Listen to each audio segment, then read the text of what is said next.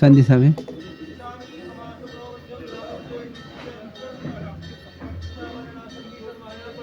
पढ़ेगा।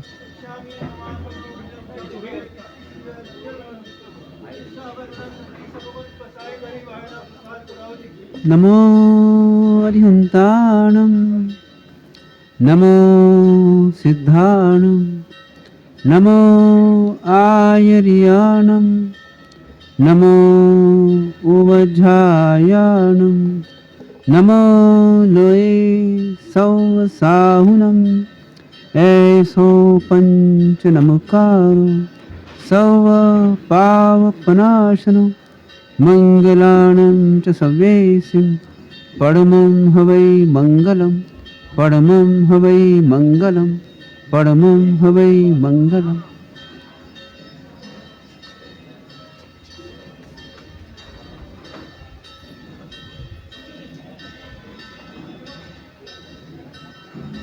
कोई प्रश्न किसी का?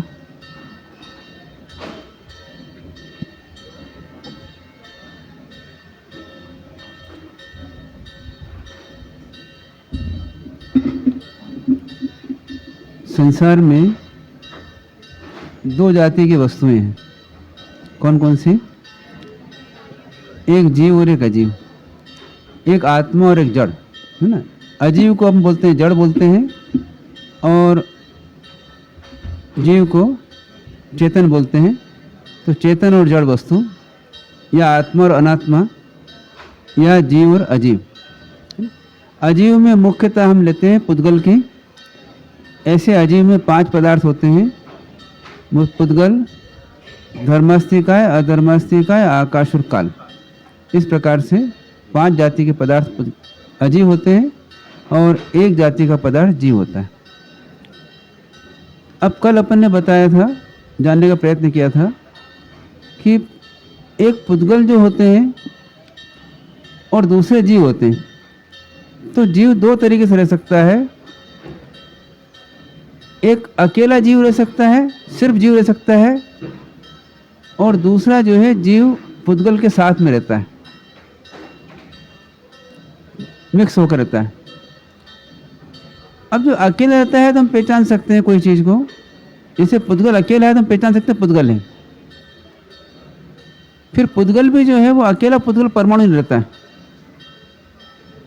अकेला पुद्गल परमाणु जो है सामान्यतः नहीं रहता है। फिर कैसा रहता है? तो पुद्गल परमाणु अनेक पुद्गलों के साथ में रहता है। पुद्गल परमाणु जो रहता है अकेला रहता है, वो अनेक पुद्गल परमाणु के साथ में रहता है।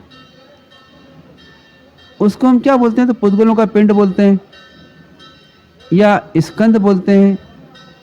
और उसके टुकड़े क्या कहलाते हैं? तो प्रदेश कहलाते हैं, और उसके छोटे टुकड़े देश कहलाते हैं। जैसे एक उदाहरण तौर पर लड्डू है, तो लड्डू को हमने क्या बोलेंगे? एक स्कंद बोलेंगे कि पुद्गलों का स्कंद है। लड्डू के आपने 2 भाग कर दिए तो क्या कहलाएंगे? वो स्कंद के प्रदेश कहलाएंगे। और उस 2 भाग में से या 3 भाग करे आपने, और उसमें जब छोटे भाग कर लिए आपने, तो वो क्या कहलाएंगे? प्रदेश कहलाएंगे।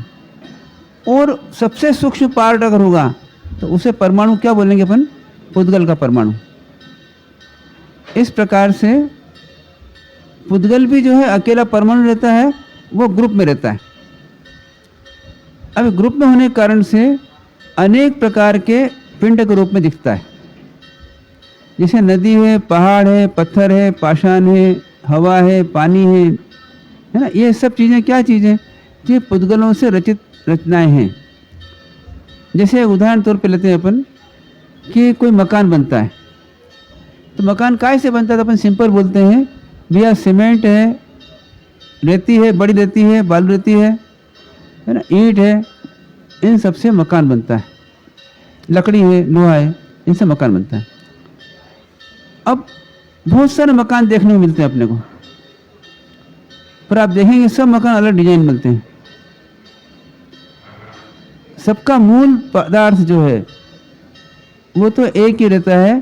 वही सीमेंट है, वही बालू है, वही रेती है, वही ईंट है, पत्थर है, वही लकड़ी है, लोहा है। ये मूल पदार्थ हैं उसके। अब इन मूल पदार्थ को अलग अलग तरीके से कंबाइन करके और कई डिजाइन बनाते हैं। जैसे मकान आपको यहाँ जयपुर में मिलेंगे, ऐसा आपको जोधपुर में नहीं मिलेंगे। जोधपुर मिलेंगे वो कहीं नहीं मिलेंगे। एक ही खदान के पत्थरों से बनाते हैं मकान, तो भी अलग अलग डिजाइन बनाते हैं, क्योंकि उसके अलग अलग शेप, अलग साइज। मतलब क्या हुआ, पुद्गलों का कॉम्बिनेशन जो होता है वो अनंत प्रकार से होता है, इसलिए आपको विभिन्न शेप मिलते हैं। और इन विभिन्न शेप में हम भ्रमित हो जाते हैं। हम क्या मान लेते हैं, ये शेप जो है ये सब अलग अलग चीज़ें हैं। जैसे मान लीजिए पत्थर है, एक छोटा पत्थर है, एक बड़ा पत्थर, एक बड़ा पत्थर, एक बड़ा पत्थर है, तो उन सब के अंदर विभिन्नता दिखती है। पर विभिन्नता में समानता देखें तो क्या दिखेगा अपने को, ये सब पुद्गलों से बने हुए एक पिंड है। मगर क्या होता है, हमारी देखने की दृष्टि में मोह आ जाता है, तो उसी कारण विभिन्नता दिखती है, हमको एकता नहीं दिखती। हमको सब विभिन्न दिखती है। जैसे आपको उसने बताया था बीच में कि 3 कंवर साहब आए हैं, अब सासू जी ने एक को जो है चक्की रख दी, अब बाद में चूरा बचा, सासू लड्डू बना दिया, और जल्दी जल्दी में लड्डू नहीं बना तो चूरमा दे दिया उसका। अब ये तीनों ही पदार्थ, चूरमा, लड्डू और चक्की, ये है तो एक ही पदार्थ, पर तीनों कंवर साहब को भ्रम हो गया कि भैया ये चक्की अलग है, लड्डू अलग है और ये अलग है। तो अब क्या भ्रम हो गया, देखो मेरे तो बचा कुचा चूरा दे दिया और इनको लड्डू दे दिया। लड्डू वाला सोचता है मेरे को चूरे का लड्डू बना दिया और इनको चक्की दे दी। ठीक है ना।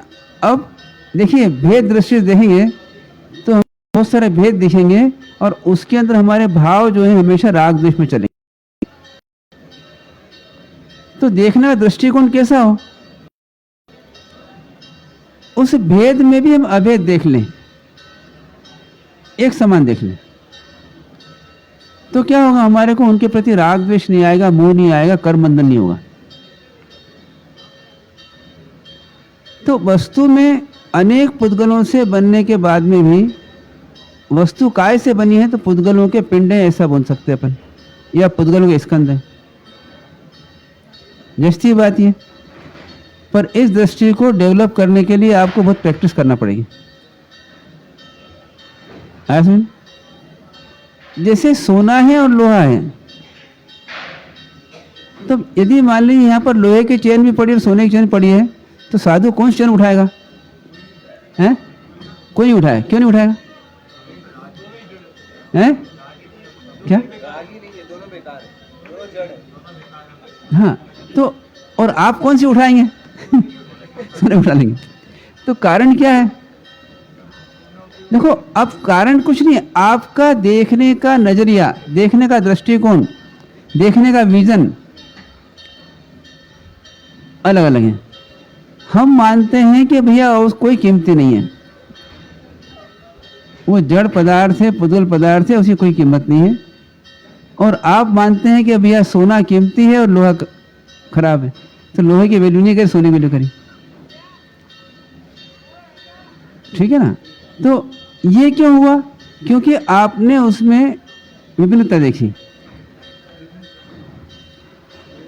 तो अब क्या हो, देखने का दृष्टिकोण सुधारना, हमें क्या करना पड़ेगा, अपने देखने के दृष्टिकोण सुधारना पड़ेगा। एक मिनट, महाराज साहब निकल जाने, ये कुर्सी हटा लो, टेबल हटा लो।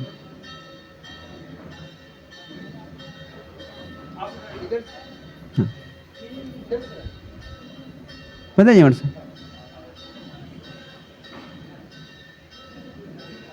पता जी।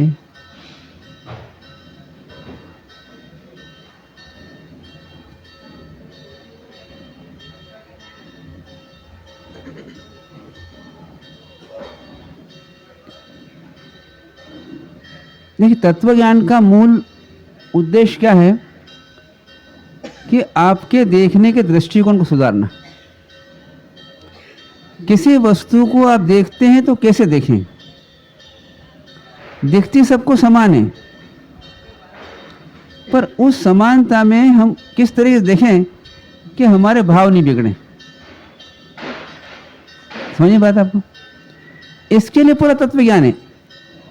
भगवान का जो तत्व ज्ञान है वो ये है कि पूरा संसार दिखे पर संसार के प्रति कोई राग भाव नहीं आए ना द्वेष भाव नहीं आए, ऐसा दृष्टिकोण हो। समझ में बात। मतलब देखिए हमारी जितनी साधना है उन सब साधना का मूल लक्ष्य क्या है कि हमारे अंदर से राग द्वेष निकल जाना चाहिए। इसलिए परमात्मा क्या बोलते हैं अपन, वीतरागी बोलते हैं। जिनके अंदर से राग द्वेष निकल गया, राग निकल गया द्वेष भी निकल गया, क्योंकि राग है वहाँ द्वेष है। जिससे राग है वह राग की पूर्ति नहीं होती, द्वेष आता है। समझिए बात। जिससे राग है और राग की पूर्ति नहीं हुई तो आपको द्वेष आएगा। तो इसलिए क्या हुआ, मूल में आपको संसार के प्रति राग निकालना, जिसको हम मोह बोलते हैं, कि संसार में हमारे को वस्तु दिखती है। अब वस्तु देखते समय हमारे साथ में जैसे एक चश्मे से आदमी देखता है, अब सफ़ेद कपड़ा है और उसने काला चश्मा पहन रखा है, तो कपड़ा कैसे दिखेगा, वो मेला मेला। वही चश्मा निकाल तो सफ़ेद दिखेगा। तो ऐसे कैसे कि हमारे दृष्टिकोण, हमारे दृष्टि में, हमारे ज्ञान में वस्तु कैसी दिखना चाहिए, तो जैसी वस्तु है वैसी दिखना चाहिए। या हम ऐसा बोलेंगे वस्तु के अंदर हमारे को राग मोह नहीं आवे। कैसे देखना वस्तु को, अब वस्तु को देखने के अलग नजरिए हैं। जैसे मैं बोला कि एक ही मिठाई उसको 3 दृष्टिकोण है। अब चौथा दृष्टिकोण ये होगा, शुगर के पेशेंट को दी जाएगी तो निकाल देगा उसको कि नहीं भैया ये तो खराब चीज है। और मिठाई की 2 रुपये को दिया जाएगा तो क्या और लाओ। ऐसे जितने लोग हैं उतने दृष्टिकोण है, ऐसा मानने तो कोई दिक्कत नहीं है, पर सामान्यतया जो है दृष्टिकोण जो है वो हमको सुधारना। हमारा जितना ही है, अब दृष्टि को सुधारना बोलते हैं। दृष्टि मतलब हम क्या बोलते हैं, आँख को। तो आँख दृष्टि नहीं है, एक बाहर की दृष्टि है ये और एक अंदर की दृष्टि है। अंदर दृष्टि को बोलते हैं ज्ञान, ज्ञान दृष्टि। तो उस ज्ञान के दृष्टिकोण सुधारना मतलब वस्तु को वस्तु कौन बतलाती है। देखो हम क्या बोलते हैं, हम आँख से देखते हैं, कान सुनते हैं, पर वास्तव में परमात्मा क्या बोलते हैं, आप आँख से देखते हैं, आँख तो माध्यम है। काय से देखते हैं तो आत्मा से देखते हैं। मतलब देखने वाला कौन है, आत्मा है। और आत्मा के अंदर क्या है, ज्ञान गुण है। वो ज्ञान गुण के कारण से आत्मा देखने का काम करती है, जानने का काम करती, समझने का काम करती, सोचने का काम करती। यदि ये ज्ञान गुण नहीं होवे तो आत्मा जान नहीं सकती। तो जड़ में और चेतन में क्या अंतर है, कोई डिफरेंस है जड़ में चेतन में। तो जिसमें ज्ञान गुण होता है, जानने की शक्ति होती है, जानता है, देखता है, सोचता है, समझता है, वह कौन है, चेतन है या आत्मा है, ऐसा बोलेंगे अपन। और जो जानता नहीं है, सोचता नहीं है, समझता नहीं है, देखता नहीं है, वो कौन है, जड़ है। जैसे टेबल है तो टेबल जानती नहीं है, टेबल तो है पर ये जानती नहीं है। पर आप हैं, आप जानते हैं। अब बताइए एक मुर्दा है, वो जानता नहीं जानता, नहीं जानता। क्यों नहीं जानता, तो हम क्या बोलते हैं, उस मुर्दे के अंदर एक चीज नहीं है, बाकी पूरा है। आँख भी पूरी है, कान भी पूरे हैं, नाक भी पूरा है, दांत भी पूरे हैं, जीवान भी पूरी है, चमड़ी भी पूरी है, सब है। मतलब 5 इंद्रियां पूरी हैं, कोई कमी नहीं हुई। फिर क्या कमी हो गई, उसमें से एक जानने वाला पदार्थ था वो निकल गया। देखिए जैसे आपको पता है बेसन की चक्की है, अब सिर्फ उसमें शक्कर निकाल लो। आपने गुलाब जामुन बनाए, पूरा मावा भी अच्छा लिया, उसको बनाया भी अच्छा, तला भी अच्छा, अच्छा घी बनाया, मगर सिर्फ चाशनी में नहीं डाला, चाशनी नहीं उसके अंदर। अब वो किसी को खिलाओगे, है तो गुलाब जामुन ना वो, कि नहीं है, नहीं गुलाब जामुन, क्या है फिर, हाँ हाँ, तो उसमें चाशनी नहीं है। तो उसकी वैल्यू कितनी? कोई वैल्यू नहीं। देखो असली गुलाब जामुन हो, मीठे गुलाब जामुन हो, तो क्या भाव मिलता है? 300 रुपये किलो मिलता हो घर में, अंदर में बंदा बोलो। अब कोई आपको फीका गुलाब जामुन दे तो आप क्या बोलोगे? फ्री में नहीं लेंगे, लोगे आप? नहीं लोगे ना।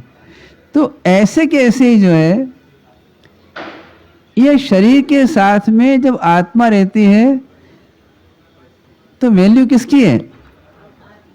तो हम शरीर की वैल्यू करते हैं क्योंकि हमारा ज्ञान सही नहीं है, और वैल्यू किसकी है? आत्मा की वैल्यू है। अगर आत्मा नहीं है तो शरीर की वैल्यू कितनी? देखो अभी मान लो आप कुछ आत्मा है तो शरीर की वैल्यू कितनी है? कितनी वैल्यू करते हो आप? हैं? बहुत वैल्यू है। अभी आत्मा नहीं है, शरीर की वैल्यू कितनी है? बहुत वैल्यू है। अभी आंख दो, चलो कितनी वैल्यू आएगी? एक आंख देना है, दे दोगे आप? वैल्यू नहीं है तो नहीं दोगे। चलो आंख नहीं देना, कोई कहे आपसे कि भैया आपका एक वो दे दो, किडनी दे दो, एक दे दोगे? नहीं दोगे। तो आत्मा है, शरीर की वैल्यू है, और आत्मा निकल जाए तो ना आंख की वैल्यू है, ना कान की वैल्यू है, ना नाक की वैल्यू है, ना शरीर की वैल्यू, कुछ वैल्यू नहीं। वैल्यू किस कब है? ये आत्मा। जैसे क्या बताया, गुलाब जामुन में चाशनी है तो उसकी वैल्यू है, और चाशनी नहीं है तो उसकी वैल्यू नहीं है। समझ में? तो हाँ, तो अब ये है, इसके अब ये देखना है कि इसकी वैल्यू किस कारण से है। इसकी वैल्यू किस कारण से है बता। हाँ, आत्मा इसके अंदर है तो उसकी वैल्यू है। अब हमारी निगाह में क्या है? हमारी निगाह में आत्मा की वैल्यू नहीं है, शरीर की वैल्यू है। और परमात्मा की निगाह में क्या है? तो अब देखिए परमात्मा और हमारे दृष्टिकोण में क्या अंतर है कि जैसे मान लीजिए आप परमात्मा के पास जाते हैं, सामने जाते हैं, तो परमात्मा क्या देखते हैं, और आपके सामने अगर कोई आता है तो क्या देखते हो आप? जैसे आपके सामने मान लीजिए ये आए, तो क्या देखोगे इनको कि भाई इनका नाम ये है, ये रहने वाले हैं, ऐसे हैं, ये काले हैं, ये गोरे हैं, ये ठिगने हैं, ये मोटे हैं, ये सेठ हैं, ये है ना, ये पति है, ये पत्नी है, ऐसे देखते हो आप हैं। पर इसमें एक चीज भूल जाते हो आप।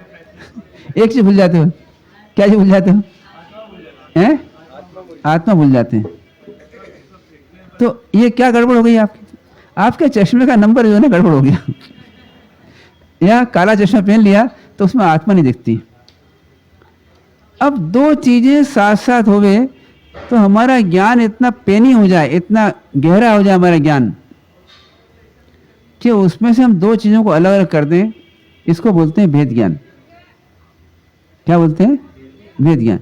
दो चीजों को अलग अलग कर दें, और काय में अलग करें? ज्ञान में। जैसे मान लीजिए कि एक सोने का व्यापारी है, और उस सोने में तांबा मिला हुआ है। व्यापारी उसमें तांबा अलग नहीं निकालता है, पर क्या करता है, वो जरा से में देख लेता है कि भैया इसमें इतना तांबा और इतने इतना सोना है।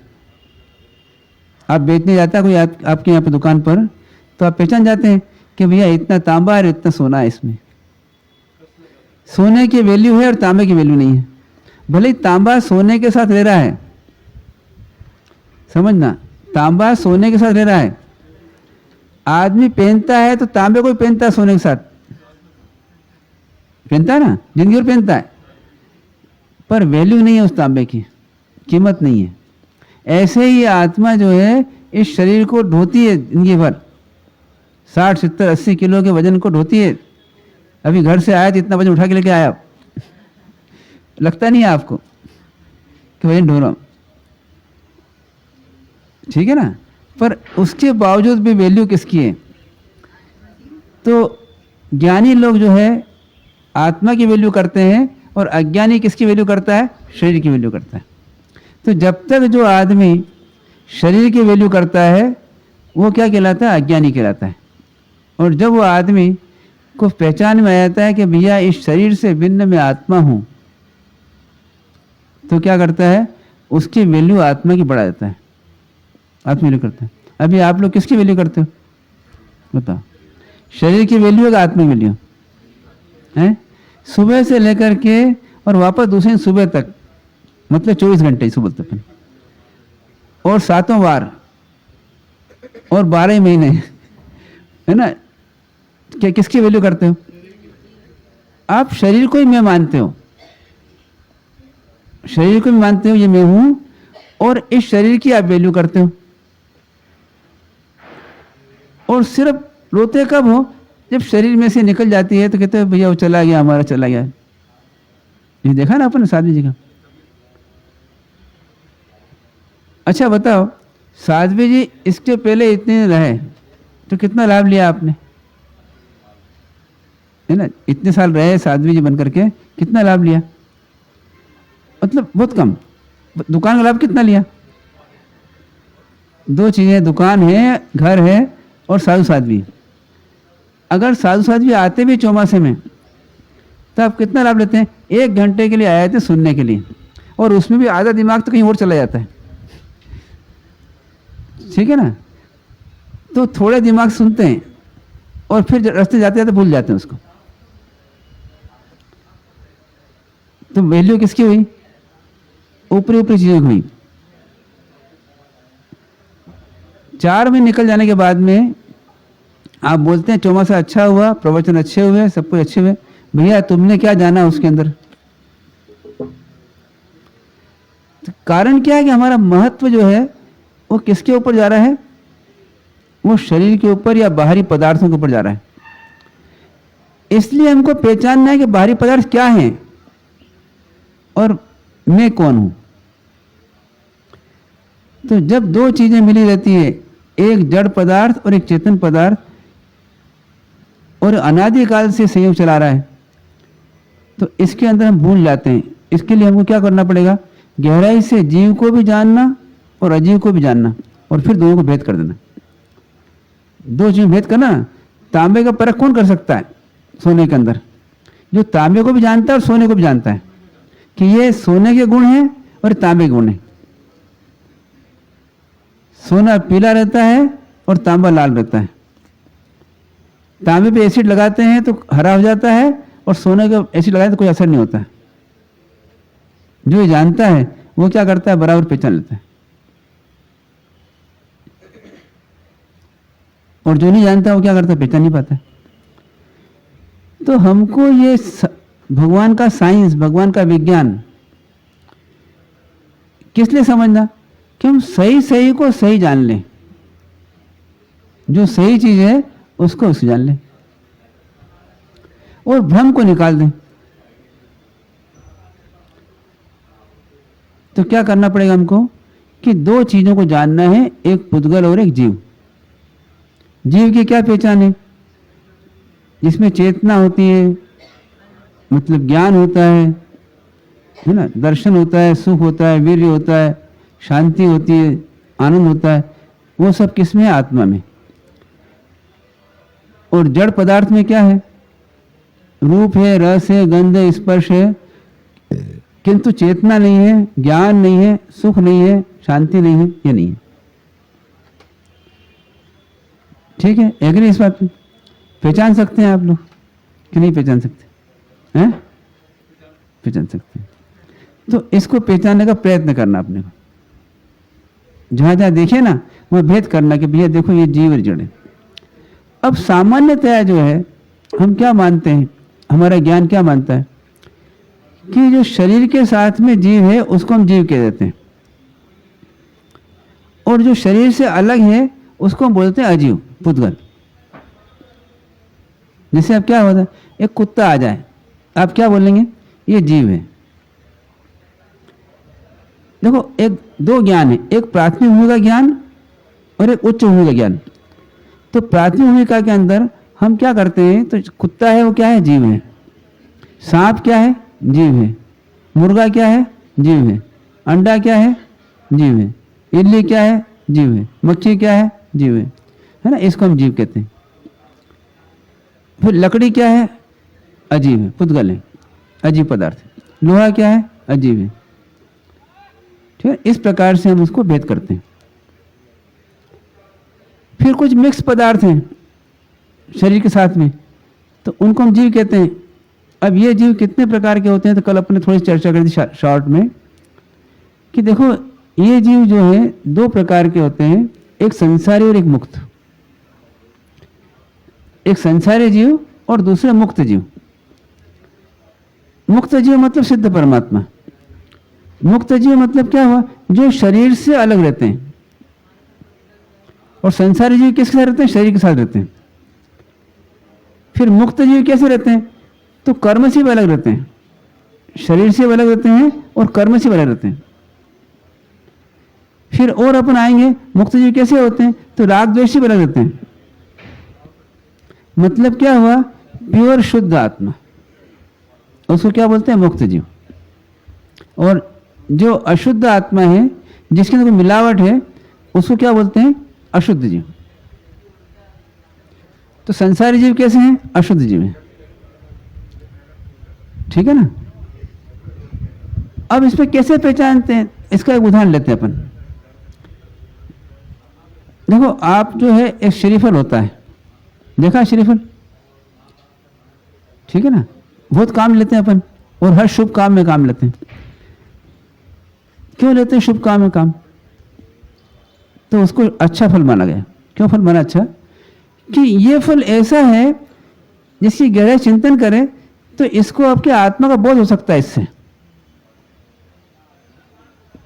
पर हमने नहीं किया आज तक। अब जैसे उसको पूरे को आप श्रीफल बोलते हैं, इसे रखा हुआ है, श्रीफल है ना, ये क्या नहीं है, हैं? श्रीफल है, ये पूरा श्रीफल है, पूरा श्रीफल है। अब ये मान लीजिए इसकी चोटी है, ये आपको देवेंगे श्रीफल है, भैया खाओ, नहीं है ये, क्यों, अभी तो बोल रहे थे ना, अभी क्या बोल रहे थे आप कि ये पूरा श्रीफल है, हैं? हैं? क्या छिलके को भी फल के साथ मान लिया, छिलके को फल मान लिया, ये आपको दृष्टि दोष हो गया ना। आपको श्रीफल खाना है तो क्या करना पड़ेगा, असली श्रीफल तक पहुंचना पड़ेगा, असली श्रीफल तक पहुंचना पड़ेगा। तो ऐसे अभी आपने क्या मान रखा है, अपने आप क्या मान रखा है, मैं दुकान वाला, मैं मकान वाला, मैं सेठ, मैं व्यापारी, मैं सोने का व्यापारी, है ना, फिर मैं परिवार वाला। ये सब आपकी चोटियां जो है आपने मान ली, ये मैं, ये मैं, ये मैं, ये मैं, हो क्या वास्तव में, तो आत्मा वास्तव में ऐसे नहीं। जैसे कुत्ते को आपने जीव कहा, तो आपको उसे भेद करना पड़ेगा कि भैया ऊपर जो काले काले बाल है उसके, वो कुत्ता नहीं है, नहीं है ना, वो क्या है, शरीर का एक हिस्सा है, पुद्गलों का एक हिस्सा है, पुद्गलों का पिंड है। चमड़ी जो है उसकी, वो भी कुत्ता नहीं है। खून जो है उसमें, वो भी कुत्ता नहीं है। नसें जो है वो भी कुत्ता नहीं है। हड्डियां हैं, वो भी कुत्ता नहीं है। तो कुत्ता कौन है फिर, वास्तव में जान रहा है वो जीव है, पर व्यवहार में क्या करते हैं, हम बोलते हैं ये जीव है और ये अजीव है, मोटा दल। तो अभी हम व्यवहारिक जीवों को देख लें, फिर वो उसके अंदर जाएंगे वास्तविक जीव को पहचानने के लिए। तो व्यवहार में क्या करते हैं कि जीवों को दो पार्ट करें, एक संसारी जीव और एक मुक्त जीव। तो संसारी जीव कैसा रहता है, संसारी जीव सबके साथ में रहता है। जैसे आप बोलते हैं हम संसारी जीव, हमारे साथ, मतलब क्या हुआ, हम सबके साथ में। और भ्रम से क्या मानते हैं, हमारे सब साथ में। अब ज्ञानी वहां तक पहुंचाएंगे कि न तो आप किसी के साथ में और न आप कोई साथ में, आप अलग ही हो, पर आप नहीं मानोगे। अभी आपसे कह दें कि आपका कुटुंब परिवार आपका नहीं है, बेटे बेटी आपके नहीं है, पत्नी आपकी नहीं है, मान लो दुकान आपकी नहीं है, मान लो क्या, नहीं मानोगे। क्योंकि क्या है, वो जैसे चोटी को आपने माना कि ये नारियल, ये श्रीफल की चोटी है, तो ऐसे ही मानते ये हमारे हैं। तो इसलिए आपको भेद करना पड़ेगा कि भैया इसमें मेरा क्या है और मेरा क्या नहीं है। तो संसारी जीव मतलब इन सबको एक मानता है, शरीर को ही मैं मानता है, इसलिए संसारी जीव है। अब संसारी जीव कितने प्रकार के होते हैं, तो दो प्रकार संसारी जीव होते हैं। एक ऐसे जीव होते हैं जो हलन चलन कर सकते हैं, और ऐसे जीव होते हैं हलन चलन नहीं कर सकते। मतलब क्या हुआ, अब यहाँ समझना क्या है अपने को, इतना सुन रखा है आपने, समझना क्या है आपने यहाँ पर। देखो ऐसे जीव जिनका शरीर ऐसा रहता है जो हलन चलन नहीं कर सकता, वो स्थावर जीव कहलाते हैं। और ऐसे जीव जिनका शरीर हलन चलन कर सकता है, वो जो है त्रस जीव है। हलन चलन कौन करता है? शरीर करता है। तो ऐसे जीव जिनका शरीर हलन चलन करता है वो क्या कहते हैं? त्रस जीव कहलाते हैं। और ऐसे जीव जो इनके शरीर हलन चलन नहीं करता है वो स्थावर जीव कहलाते हैं। अब ये जीव कहाँ रहते हैं? तो जैसे आप एक शरीर में रहते हैं तो आपको दिखता है शरीर में मैं रहता हूं, कल बताया था आपको। जैसे मकान में एक आदमी रहता है, ऐसे कैसे शरीर में आप रहते हैं, पर मानते नहीं आप शरीर में रहता हूं। आप क्या मानते? शरीर में हूं, ऐसा मानते हैं शरीर में हूं, और वास्तव में क्या शरीर में आप रहते हैं। तो उदाहरण दिया था आपको, जैसे एक कमरे में एक आदमी रहता है, अब वो भले से मान ले कमरा मेरा है, पर वास्तव में क्या है? वो कमरे में रहता है, कमरा उसका नहीं है। कमरा तो ईंट चूने पत्थर का ही है। मानेंगे इसको, सच्चाई को? मतलब क्या? कमरा अलग है और वो आदमी अलग है। तो आप ऐसे कैसे आप बोल लेंगे? इस शरीर में आप रहते हो, शरीर रूपी कमरे में आप रहते हो। तो शरीर क्या है? कमरा है और उसमें आप रहते हो। तो जिस शरीर में आप रहते हो वो एक रहने का स्थान हो गया। तो जीव को मूल में रहने का स्थान होता है, उसे बोलते हैं योनि। क्या बोलते हैं? योनि। मतलब शुरू में आके जीव जहां रहता है उस स्थान क्या बोलते हैं? योनि। जैसे हम मनुष्य योनि में देखें तो महिलाएं आती है, उनके गर्भ में एक थैली रहती है, बच्चा उस थैली में आके आ जाता है, जीव आ जाता है, फिर वो उसका शरीर डेवलप होता रहता है उसके अंदर, और फिर थैली में से बाहर निकल जाता है। उस थैली को क्या बोलते हैं? अपन योनि बोलते हैं। ठीक है ना? तो ऐसे कैसे प्रत्येक प्राणी का शरीर रहता है, तो शरीर में मतलब कोई ना कोई शरीर बना रहता है उसका। अब सूक्ष्म शरीर होता है तो पता नहीं लगता अपने को। तो जैसे पानी में जीव है, अब पानी में किसी जीव को आकर लेना पड़े, क्या करता है पानी का जीव? कि पानी के कणों से एक योनि बन जाती है, मकान बन जाता है उसका, और उसमें वो जीव रहता है। अब जैसे मान लीजिए भूकंप आया और मकान टूट गया आपका, तो आप बाहर निकल जाओगे। ऐसे उस जीव का भी वो शरीर टूटता है ना, तो जीव बाहर निकल जाता है। पृथ्वी के अंदर पृथ्वी के कणों से बन जाता है उसका योनि, और उसका जीव रहता है। वो टूट जाती है किसी कारण से, जीव चला जाता है, या जीव की आयुष पूरी हो गई तो चला जाता है जीव। दो कारण बनते हैं। ठीक है? तो अब ऐसे जीव जो स्थावर रहते हैं उनकी वो सूक्ष्म योनि होती है, पर बड़े जीव जो रहते हैं उनकी योनि बड़ी रहती है। तो अब ये क्या होता है? ये चार जाति की योनि हो जाती है। एक त्रस के अंदर एक तिरंज जाति की योनि, फिर मनुष्य, फिर देव और नारकी, चार प्रकार के जीव हो गए। तिरंज में क्या आता है? तो स्थावर भी तिरंज में ही है एक प्रकार से, पर उससे ऊपर उठते हैं तो जिस जीव की दो इंद्रियां होती है वो दो इंद्रिय तिरंज कहलाता है। जो तीन होती तीन इंद्रिय कहलाता है। जैसे कल बताया था आपको कि इल्ली है, लट है, या छोटे जानवर होते हैं, वो दो इंद्रिय वाले हैं, जिनका सिर्फ मुंह रहता है और बाकी शरीर रहता है, हलन चलन कर सकते हैं, इसलिए त्रस जीव आए थे। फिर उससे ऊपर होता है नाक होती है, जैसे आपको बताया चींटी है, मकोड़ा है, ऐसे जीव होते हैं। फिर जो है मक्खी मच्छर होते हैं, चार इंद्रिय वाले, और पंचेंद्रिय वाले जीव होते हैं, जैसे सांप बिच्छू आदि से। इनमें दो प्रकार के जीव होते हैं, एक मन वाले होते हैं, एक बिना मन वाले होते हैं। मतलब मन एक्स्ट्रा होता है, मन अंदर रहता है और इंद्रियां सब बाहर रहती हैं। ऐसे ये त्रस्त प्राणी एक इंद्रिय, दो इंद्रिय, तीन इंद्रिय, चार इंद्रिय, पंचेंद्रिय होते हैं। मनुष्य कैसा रहता है? तो मनुष्य पंचेंद्रिय रहता है। नारकी कैसा पंचेंद्रिय रहता है, और देव पंचेंद्रिय रहते हैं। इस प्रकार से जीव रहते हैं। जैसी बात ये अलग अलग मकान है, अलग अलग मकान है। जिसे आप देखते हो ना, एक शहर में, एक कॉलोनी में क्या होता है? अलग अलग मकान, उसमें लोग आके रहते हैं और फिर चले जाते हैं। कॉलोनी मकान में रहता है भी। जैसे अभी आप अपने एक मकान में पैदा हुए, उस मकान में थोड़े दिन रहोगे, 25 साल 50 साल जो भी रहना, और फिर चले जाओगे मकान छोड़कर, मकान ही रह जाएगा। ऐसे ही क्या होता है? जीव आता है, इन योनियों में रहता है और फिर चले जाता है। ऐसा परिभ्रमण जीव का चल रहा है। अब बताइए, जीव अलग है और शरीर अलग है कि नहीं? जीव क्या करता है? शरीर बदलता रहता है। अब हमारा भ्रम तोड़ना है, हमको महसूस होना चाहिए कि देखो शरीर अलग है और जीव अलग है, आत्मा अलग है और शरीर अलग है। आत्मा निकल जाती है, दूसरे शरीर में आ जाती है और ये शरीर ही रह जाता है। ठीक है ना? अब जिसका शरीर सड़ता गलता है तो उसको लोग जला देते हैं, बासने लग जाते हैं। जिसका नहीं बासता, अपने आप सूख जाता है, उसको छोड़ देते हैं। जिस जंगल में कोई आदमी मर जाए क्या होता है? वो अपने आप ही सूख सक जाता है, जानवर खा जाते हैं, खत्म हो जाता है, फिर वापस वो मिल जाता है मिट्टी के अंदर। अब बताइए, शरीर और आत्मा साथ में रहती है, फिर ये दो पदार्थ है कि एक ही पदार्थ है? कल बात आई थी, समझा ना? ये दो चीजें हैं कि एक ही है? अलग अलग दो है ना, अलग अलग कि एक ही है? अब हमको फीलिंग कैसा होता है, हम महसूस कैसा करते हैं? हम एक महसूस करते हैं। अब हमें इतना जानना है, इसको रोज रोज जानना है, बार बार जानना है, जिससे कि हमको ये लगे दो चीज अलग अलग है। कैसे लगे? जैसे कपड़े अलग और आप अलग हो, है ना? क्या लगता है आपको? ये कपड़े अलग हैं और मैं अलग हूं, लगता है ऐसा?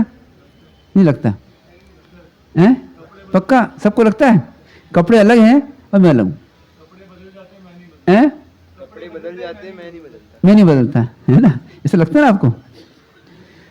अच्छा अभी बताओ, कपड़े अलग हैं और आप अलग हो, ये बाल अलग है और आप अलग हो कि नहीं? हैं? अलग हो?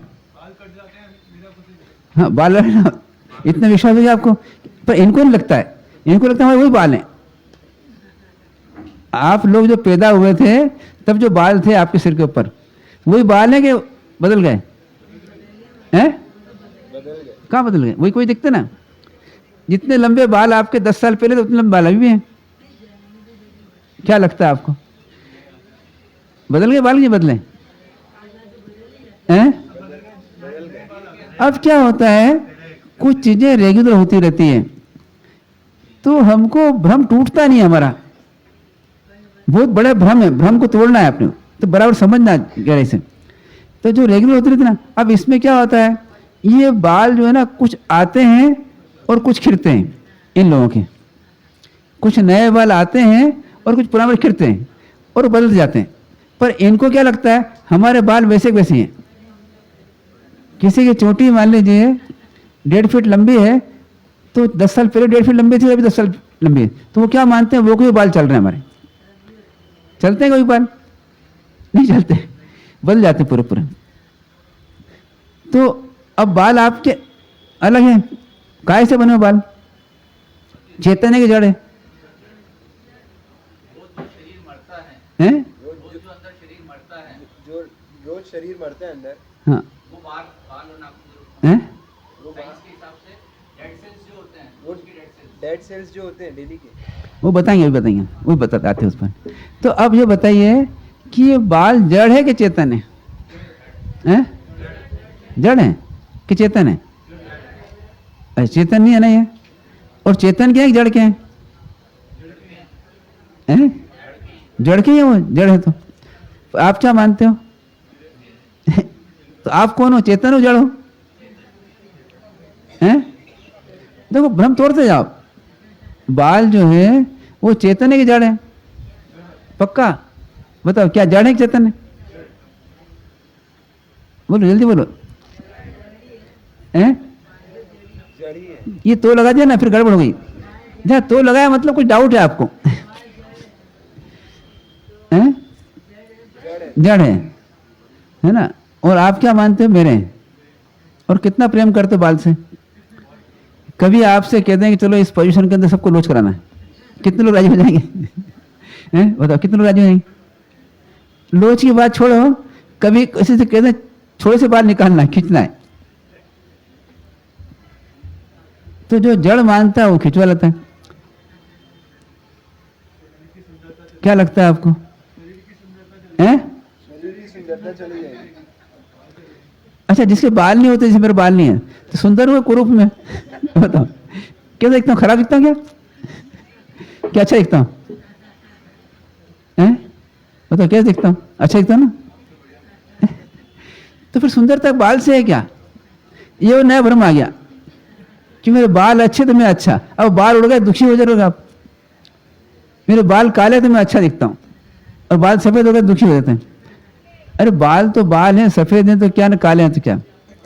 वही बात आएगी कि मिठाई तो मिठाई है, वो चूरमा है तो क्या, ना चक्की है तो क्या, ना लड्डू है तो क्या है?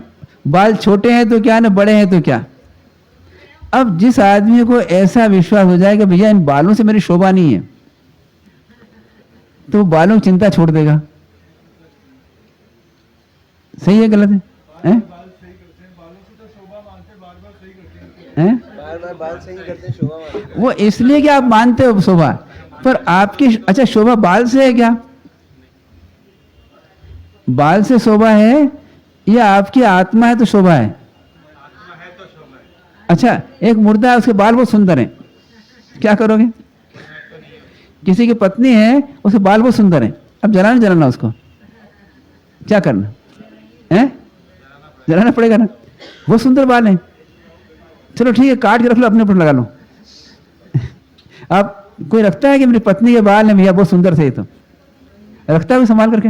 मेरे ख्याल से आज तक ये किसी ने रखे नहीं होंगे।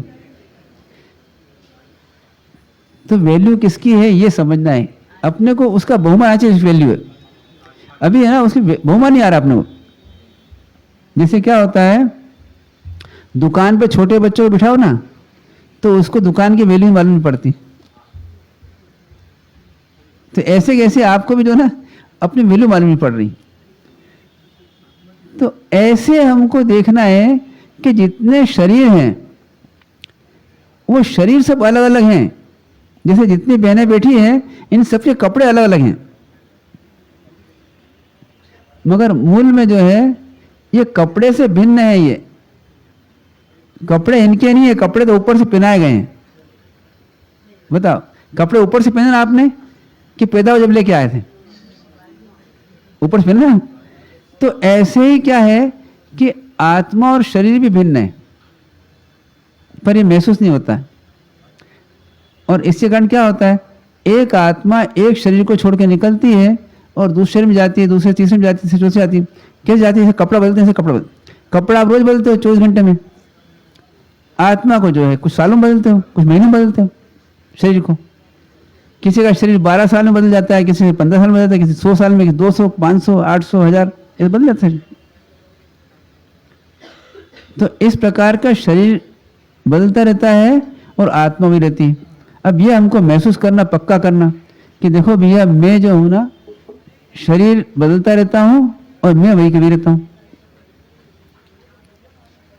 आपको क्या लगता है नए पैदा हुए अपन मर जाएंगे अपन? पर वास्तव में क्या होगा, आप भी मरेंगे, ये शरीर ही रह जाएगा और आप निकल चले जाएंगे। फिर कहाँ जाएंगे? दूसरी जगह चले जाएंगे। फिर वहां पे नया शरीर धारण करेंगे, नए रिश्तेदार, नया माँ, नया बाप, नया भाई, नया बहन, सब नई दुकान सब चालू करेंगे। ऐसे करते ना। तो अब इस बात को हमको समझना है कि जड़ पदार्थ अलग हैं और आत्मा अलग है, दो चीजें अलग अलग हैं बिल्कुल, और इन दोनों का कॉम्बिनेशन होता रहता है। अब इस शरीर काय से बना हुआ है? तो जैसे अपन ने कहा बाल जो है जड़ पदार्थ से बने हुए हैं, ठीक है ना। अब इस शरीर में बाहर से देखें तो क्या क्या दिखता है आपको? ऊपर से नीचे से देखो आप, क्या दिखता है? आंखें दिखेगी, आंखें हैं, नाक है, कान है, ठीक है। बाल देख लिए अपन ने, फिर उसके दांत है ना, फिर ये शरीर बॉडी है, फिर हाथ है, पाँव है, नाखून है। मतलब इस चोटी से लेकर नाखून तक देखो आप। अब ये जो चीजें दिखती है ये चेतन है कि जड़ है? क्या है? बता, जड़ है पक्का कि चेतन है? अच्छा, ये आप हो कि नहीं हो? ये आप हो कि नहीं? आप भी नहीं हो, और आपकी है कि नहीं है?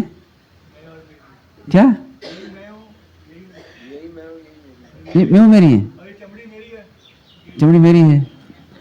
अब देखो एक आदमी जो ना समझदार आदमी क्या होता है, किराए के मकान को किराए का मकान मानता है। अगर किराए के मकान को अपना मान लें तो क्या हो जाएगा, मकान मालिक भगा देगा।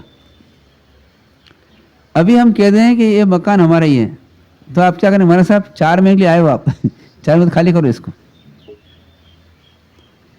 तो ऐसे कैसे आप अपने आप को किराएदार मानते हो, मालिक मानते हो? हैं? अच्छा चलो इसका मालिक बना देते हैं आपको, फिर छोड़ के मत जाना आप। मालिक कौन रहता है? जो छोड़ के नहीं जावे। मालिक मानने लग गए हैं किराएदार। हैं? ब्रह्म में मालिक मानने है किराएदार। तो सही मान लो ना भैया।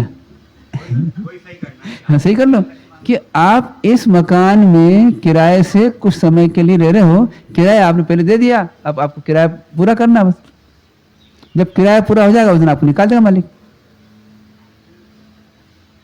जैसे कभी कभी क्या होता है बॉम्बे में कि एक जो धर्मशाला होती है या जो एक शादी का वो रहता है, वो 3-3 घंटे के लिए किराया देते हैं। एक को मान लो 9 से 12 दिया, दूसरे को 12 से 3 दिया, तीसरे को 3 से 6 दिया, 3 से 6 दे दिया। अब क्या होता है, वो 9 से 12 से किराया से लिया, 12 बजे नहीं, उसने भैया तुम बाहर निकालो सामान, किराया खत्म हो गया तुम्हारा। अब आपको आधे घंटे लेना, भैया नहीं आधे घंटे नहीं देंगे, दूसरा किराएदार आएगा। तो ऐसे ही आप इसके किराएदार हो, जिस दिन किराया खत्म हो गया उस दिन आपको इससे निकलना पड़ेगा। फिर दूसरा किराएदार आएगा, इसका तीसरा आएगा, चौथा आएगा, चलेगा ऐसे। तो अब ये मानना है, देखो शरीर जितने भी जीव आप जीव बोलते हो, उन सबके शरीर क्या है, एक किराए का मकान है। कुछ दिन उसमें वो जीव रहता है, फिर छोड़ चला जाता है, मकान ही रह जाता है। ऐसा ही मेरा भी जो है। अब इन सबसे को देख के ना फिर अपने को देखना। देखो पहले बाहर देखना अपने को सबको, वो समझ में आ जाए, फिर अपने को देखना, अपने पहचान करना। तो क्या करना, ये जो शरीर है अब ये काय से बना हुआ है, तो ये आँख है, तो ये आपकी है या किराए की है? किराए की, ठीक है ना। अब इसका टाइम पूरा हो जाए चली जाएगी। आपकी हो तो आपके साथ जाएगी। एक पहचान है उसकी कि जो चीज़ आपकी है वो आपके साथ जाएगी, और जो चीज़ आपकी नहीं है वहीं रह जाएगी। तो आप सोचो, चिंतन करो कि आप क्या क्या लेके जाओगे यहाँ से जाओगे तो हैं? तो अब अपना नहीं देख सकते आप, तो दूसरा जो व्यक्ति गया है उसको देखो कि वो व्यक्ति जाता है तो क्या क्या लेके गया, एक लिस्ट बनाओ। उसके पास में मकान था, बच्चे बच्ची थे, उसके पत्नी थी, फिर पैसा था, कपड़े थे बहुत सारे, उसके जेवर थे, फिर दुकान थी, पैसा था, बैंक बैलेंस। अब वो व्यक्ति जो गया है वो क्या लेके गया है? सब कुछ है, सब कुछ छोड़ गया। तो मतलब ये है कि उसकी चीज नहीं थी है कि थी, नहीं थी। तो फिर आपकी ये चीज है कि नहीं है? पक्का कि डाउट है? घर जाके भूल मत जाना घर जाओ भूल जाओगे आप। जैसे यहाँ से गए ना, फिर भूल जाते हो आप, फिर कहते हो ये मेरी मेरी मेरी, कोई बात नहीं। वहाँ कहते हो ना, इतनी बहुत बड़ी बात है। फिर धीरे धीरे धीरे अभ्यास करते करते करते करते फिर आप सही बोलोगे। इसके बिना कुछ और मेरी कल्पना में आता नहीं हैं? इसके बिना कुछ और मेरी कल्पना में आता नहीं। ये नहीं, अब कल्पना नहीं करना अपने को, अपने एक्चुअल बात जानना। कोई बात नहीं, दिखता है ना। अब कल परसों क्या बोला, जो दिखता है वो है नहीं, और जो है उसको देखना अपने को। दिखता है वो है नहीं, ठीक है ना, और जो है उसको देखना है अपने को। तो इसके लिए क्या करना पड़ेगा, अपने ज्ञान को इतना शार्प करना पड़ेगा कि वो देख सकें। जैसे सीप के अंदर मोती है, तो मोती दिखता नहीं है पर है उसके अंदर, और दिखती सीप है वो मोती नहीं है। ऐसे दिखता है वो है नहीं, यही तो भ्रम है ना हमारा। हम क्या माने, दिखता है वो है, जो दिखता है वो है नहीं, और जो है वो दिखता नहीं है। तो जो है उसको देखने का प्रयत्न करना ज्ञान से, हमारा ज्ञान इतना शार्प हो जाए। एक मोती चुनने वाला क्या करता है, उसी सीप को लेके आता है जिसमें मोती हो, उसको अनुभव हो जाता है। आप इतने पारखी हो गए कि आप उसी पाषाण को खरीदते हो जिससे पैसा मिलने वाला है, चाहे जो पाषाण नहीं खरीदते हो आप, हैं? हो गए ना पारखी कैसे हो गए? पहले तो नहीं थे ऐसे। तो ये आपके ज्ञान को इतना गहरा कर लिया आपने, पक्का कर लिया, गहरा कर लिया कि आपको उसमें वो चीज दिखती है। हैं? हाँ, नहीं, अब नगीने जिसमें से निकलते हैं वो काय में से निकलते हैं? पत्थर में से, ठीक ना? तो आपको पत्थर में नगीना दिखता है। अब वो पत्थर लाके इनको दे दो कभी घर वालों को, तो फेंक देंगे उसको। क्या पत्थर लेके आए आप घर में? हैं? हाँ, पत्थर में नगीना और नगीने में कमाई, दोनों दिखती है ना आपको। अब ऐसे के ऐसे ही जो है इस शरीर में जो है आत्मा और आत्मा में सुख आया समझे? उसको देखना, जिसे आप पत्थर में नगीना देखते हो और नगीने में फिर कमाई देखते हो, देखते हो ना? ऐसे कैसे इसमें शरीर में आत्मा देखना और आत्मा में सुख देखना। तो नगीना प्राप्त करने के लिए कचरे को हटा के देखना पड़ता है। जिस समय नगीने के लिए पत्थर खरीदता है आदमी, तो उस समय उसके डेप्थ में जाके समझ लेता है कि इसका इतना इतना निकलेगा और इतना पैसा आएगा। भले उस तोड़ फोड़ नहीं करता पहले, हैं? हाँ, तो ऐसे कैसी जो है हमको शरीर को तोड़ना फोड़ना नहीं है, पर शरीर रहते हुए शरीर को जान देना कि ये कचरा है और ये आत्मा है। इतना ज्ञान आपको गहरा करना पड़ेगा।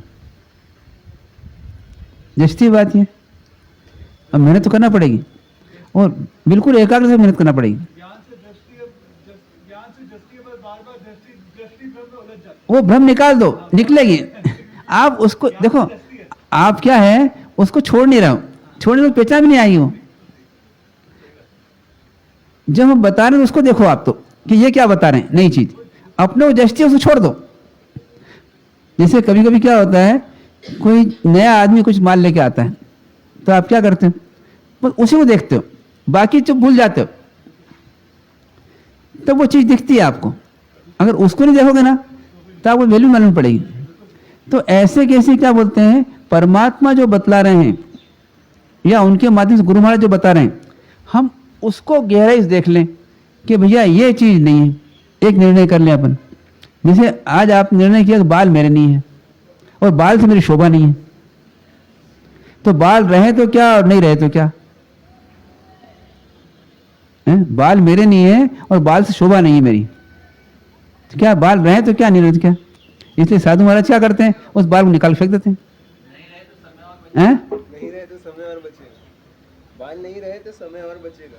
हाँ, और बचेगा। देखो हमारे को कटिंग करानी ही पड़ती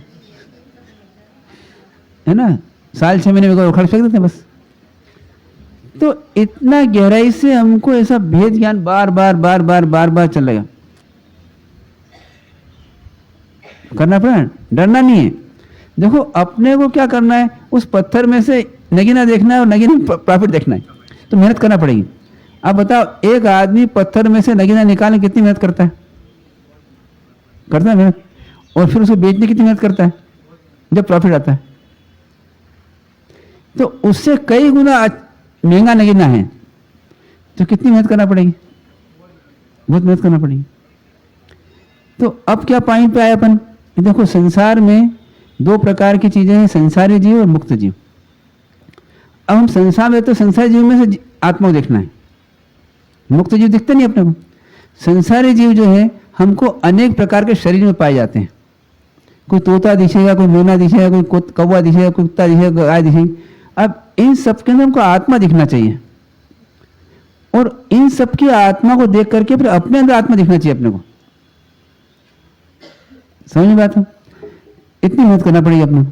तो इसमें क्या करना पड़ेगा अपने को, मेहनत क्या करना पड़ेगी, जो चीज उसकी नहीं है, जो जड़ है, उसको अलग करते जाओ ज्ञान में, और जो है उसकी वैल्यू कर लो। जिसने सोने व्यापारी क्या करता है, तांबे को अलग कर देता है, सोने को पहचान ले सोना इतना है, ऐसे कैसे हमको उसको अलग करते ना। तो अब आप लोग प्रयत्न करना घर पर बैठ करके कि इस शरीर में रहते हुए पहले किसी दूसरे को शरीर लेना, कि उसमें क्या क्या उसका है। जैसे कुत्ते का शरीर लिया आपने, तो क्या क्या उसका है, आंख है उसकी, ये कान उसका है कि नाक उसका है कि वो सब पुद्गल है। तो आपको जब पुद्गल देखेंगे तो अलग कर दो, तो अब जो बाकी बचेगा जानने और देखने वाला, वो आत्मा बचेगी।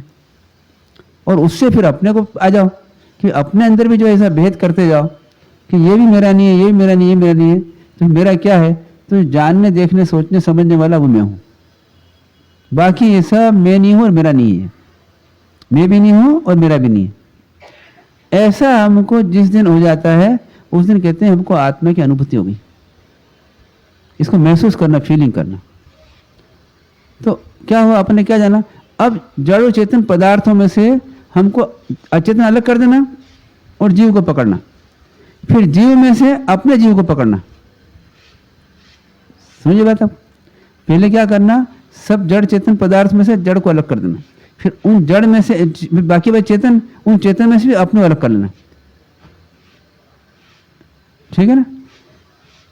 थोड़ा कठिन काम तो है पर इम्पॉसिबल नहीं है, समझे ना। पर कब पॉसिबल होगा ये, जब हम सब दृष्टिकोण को हटा करके और उस पर एकाग्र हो जाएं। मतलब जैसे अर्जुन को क्या दिखता था, आंख की पुतली, ऐसा हमको कॉन्सेंट्रेट होना पड़ेगा, हमको आंख की पुतली दिखे तो हमको वो चीज दिखेगी। तो ऐसा प्रयत्न करना है, आप लोग भी करें, हम भी करें। ओम शांति।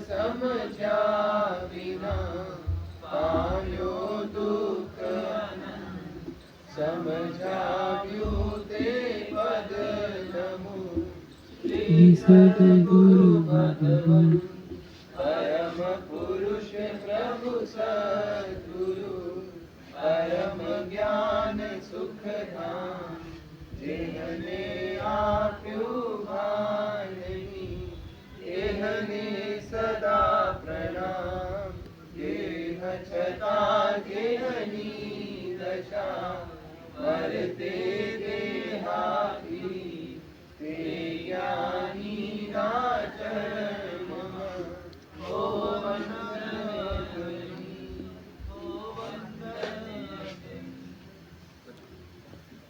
स्वामी खमासम वंदे